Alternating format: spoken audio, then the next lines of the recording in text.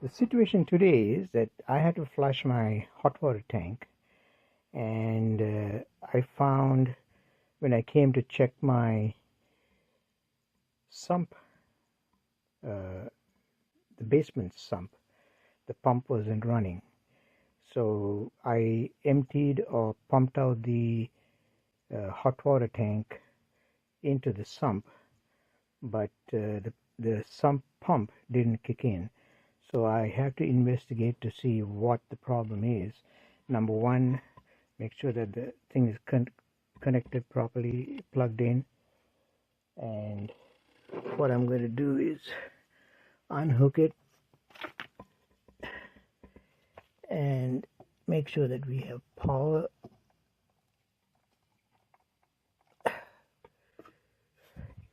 I guess you can't see it. Oh yeah, you can see the two yellow lights are on, which means the power is okay. It's not a power issue. So now we have to see if there's something wrong with the pump. So to do that, we have to uncouple the check valve. The check valve is going in that direction, up direction, so the water is being pumped out of the sump, and then it goes up and outside the house. So what we'll do is we will unhook the check valve coupling.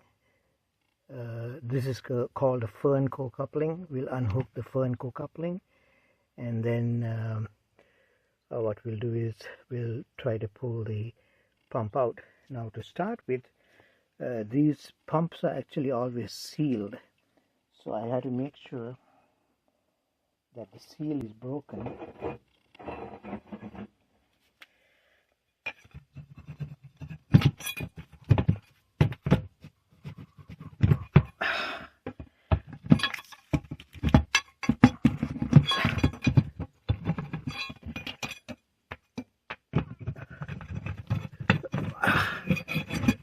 Give a little. Okay, it came loose.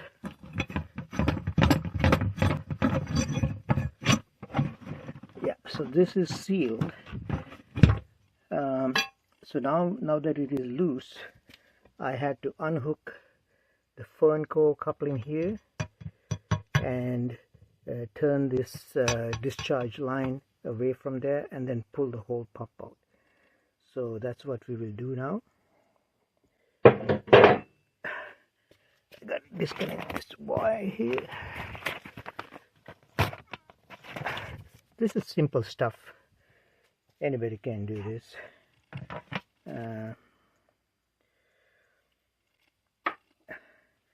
Okay, now the next step would be we will disconnect the coupling and pull the pump out.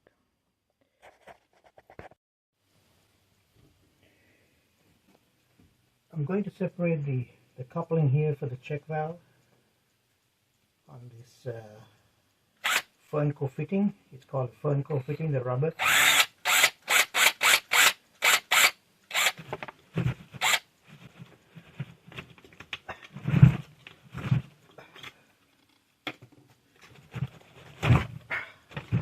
There, I separated the riser from the pump to the discharge line, and that's the check valve. So I'm going to pull the pump out now and see what the problem is with the pump. It may be a situation where I may have to replace it, because these pumps are pretty much hermetically sealed, so you cannot do any repairs, because they have to be, there shouldn't be any water getting inside, so they're permanently sealed or hermetically sealed. So the only way out is to purchase a new pump. Okay, next we'll go to pull the pump out, and we can see what's wrong with it.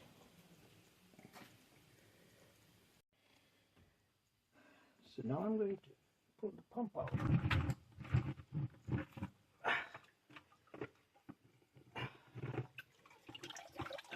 There it is.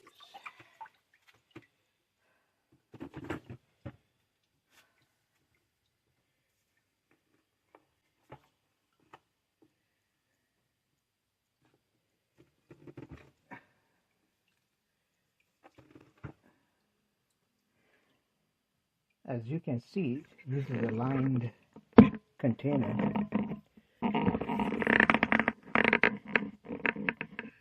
That this is called the weeping tile, and there's one, should be one here too, but it's kind of embedded in the wall. What these weeping tile does is there's actually like a corrugated 3.5 or 3 inch or 4 inch corrugated plastic piping with little holes that are punctured in it, that travels all the way around the foundation when the foundation is laid, so that any water or moisture, mostly water, if you're in a flood zone, if you're in a close to a lake or a river, anything like that, you will have a lot of water accumulation around your basement, because your basement wall is actually is like a dam that doesn't allow the water to penetrate into its house. So what it does is this weeping tile will actually collect all that water and bring it back into this sump, and then it'll pump it away 15-20 feet away from the house. Now you will get a lot of water that is actually coming down. You won't even realize that there's quite a lot of water coming down when it rains along your walls or the outer walls of the house. Windows and the outer walls actually they channel the water all the way down to your basement. So all that water can be collected by these weeping tiles. I'll show you some photographs of proper weeping tiles and the proper weather guarding your basement. It's like a bituminous, like a tar finish that you apply on your outside wall on the basement, so that the water doesn't penetrate into your house. So what it does is these will actually bring all that water back into this sump and then pump it out away from your house. Now this one is actually they cheated on this one. The drain line for the air conditioning, which is down here in the basement, the air conditioning and the hot water tank blow off, the pressure temperature valve blow off, was actually directed into a flow sump, and that flow sump is actually coming in here, and they put in a check valve just in case they don't want anything going back into the house, or in case it's filled up and the pump failed, they didn't want the water to go back into the house, so they put a check valve right in here.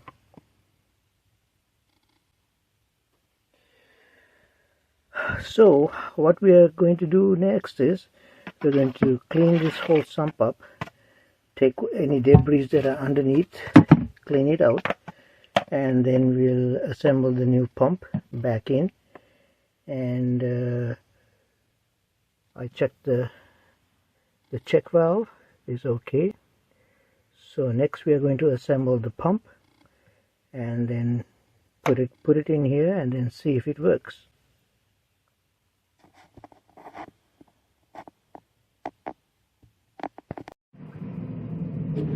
Okay, so here's the pump. I have it on my workbench here. I tested the power outlets on the wall. There was power, so I'm going to check my extension here and to see if it has power, and it has power. So I'm going to plug it in, plug the pump up, and see if the pump will run.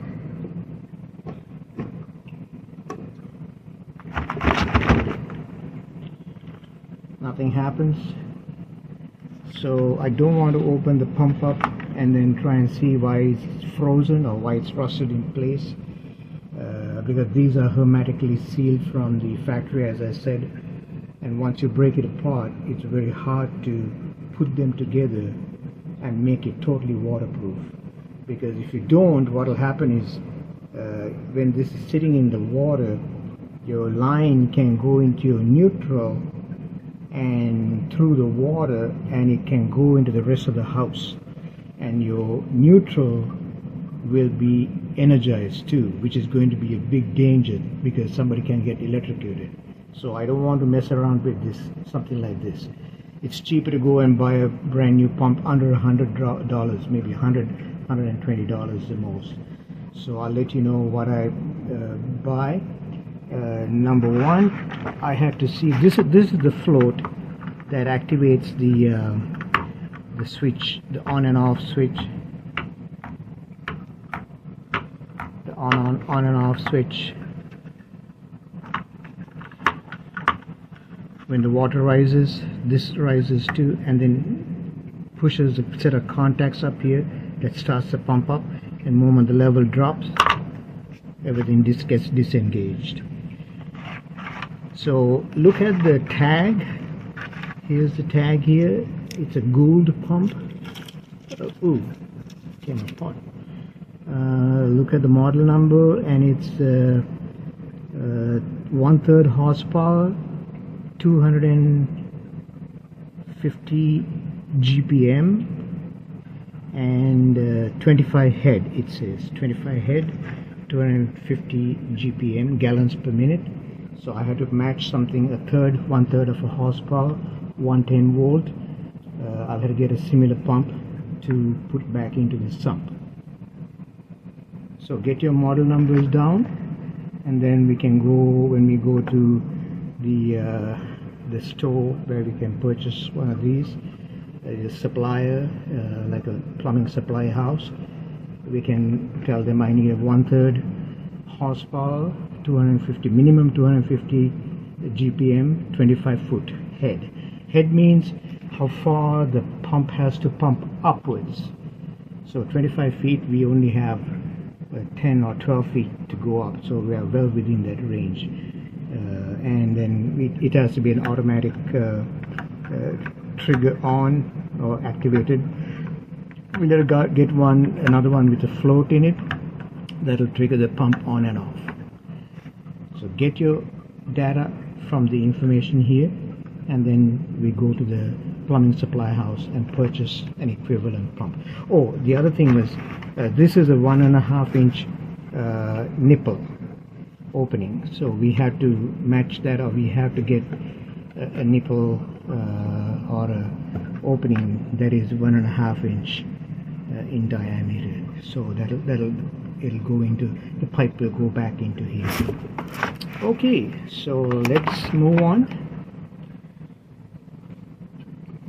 So as promised, I pulled the check valve out. Now the arrow in the check valve is going upwards in that direction. So what I'm going to do is I'm going to turn this towards the camera, and then I'm going to check the operation of the check valve with the screwdriver. I don't know if you can see. Yeah, oh yeah, you can see it. It's like a flap. It's like a flap. It's a spring-loaded flap right there. You can see where my finger is. And it closes, opens. So what it does is it doesn't allow the water to come in the opposite direction. It won't allow it to come down back into the pump.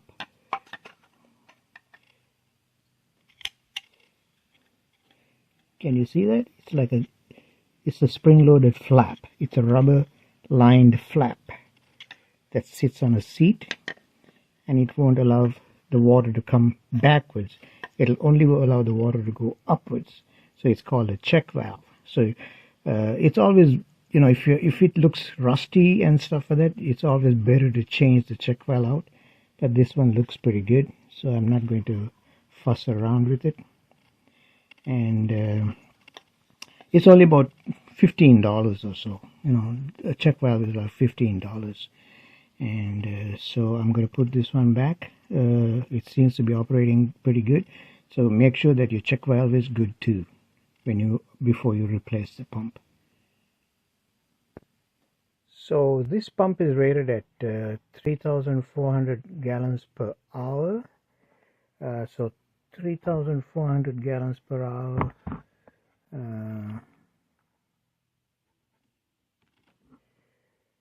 divided by 60, that will give it to you in minutes. 60 minutes in an hour, that will give you 5666, so about 57 gallons per minute. This will pump out 57 gallons per minute. So that's what the rating is. I think the old pump was 25 gallons per minute, if I'm not mistaken. So I saw 25 something there, so it must have been 25 gallons per minute. So this pump is a little more efficient, will pump out a little bit better. So like I said, next what I'm going to do is, as stated in the instruction manual, I'm supposed to drill a 1/8 diameter air bleed hole through the discharge pipe to prevent the pump from airlocking, like I mentioned, to prevent it from airlocking. So next what we'll do is, once I find my drill bit, we are going to drill a hole in the discharge side, maybe about an inch from the coupling right here.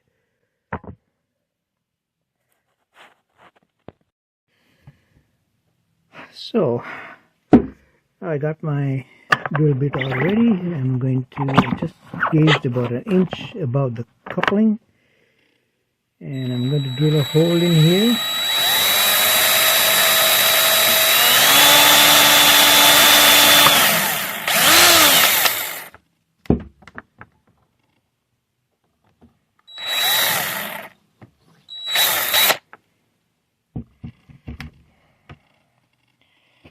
So that being done, we are ready to install this pump back in the sump. And once I get everything in, I'll show you how we wrap up everything. I always make it easy for somebody following after me. If somebody else has to replace this pump maybe 5, 6, 7, 8 years down the road, they will realize that I did make a notation that I have made a hole in here, so they don't have to be making any more holes. So they know that there is a bleed or an airlock hole is right here, so they will know not to make another one and cause more problems. Always keep in mind, when you do something, work on something, always make it easy for the next person coming by to figure things out, rather than starting from scratch again. It's something that you learn in the trades, so it always stays with you.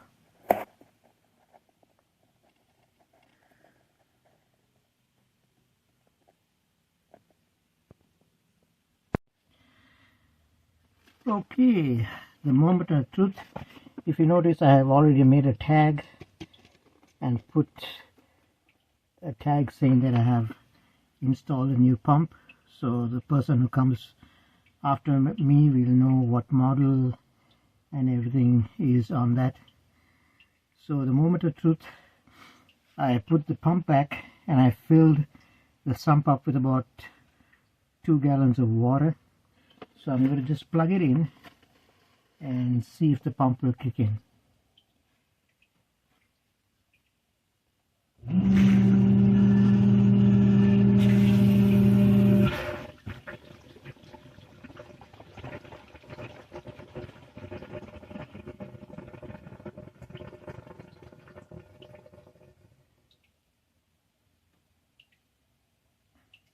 That's a really excellent sound. The pump kicked in. which means that the pump is working pretty good. So you're supposed to do this at least once a year, or if you're in a dry area, or if you're by a lake, a river, or any kind of a water source. Always check it every 6 months to be on the safe side. Okay, folks, hope you learned something out of this. And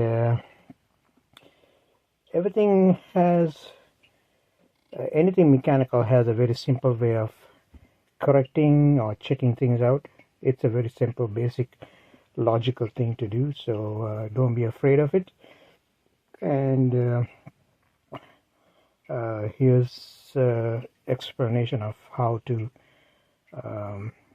check out your sump pump and replace the sump pump. If the pump is bad, don't try to fix it, because these pumps are, like I told you, hermetically sealed, and if you try to fix it, you are going to have more problems, and most of the time you may not be able to get parts for it, because the companies don't want you to fix them. They want you to buy a brand new one, and probably by the time you end up buying parts, it'll cost you just as much as buying a brand new one, which gives you a peace of mind that you know the pump is going to work. Okay, folks, we'll see you on the other side. Let's see what's going to follow next. So now that we're outside, this is where the discharge line is coming out of from the sump pump, and it goes under our deck.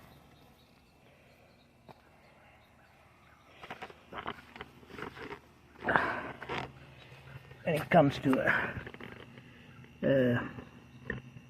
like a diffuser pan, and you can see that the pan is wet, so we have been pumping the water out. So looks like that was a successful change out, and so keep tuned in. We will try and tackle some other tasks around the house.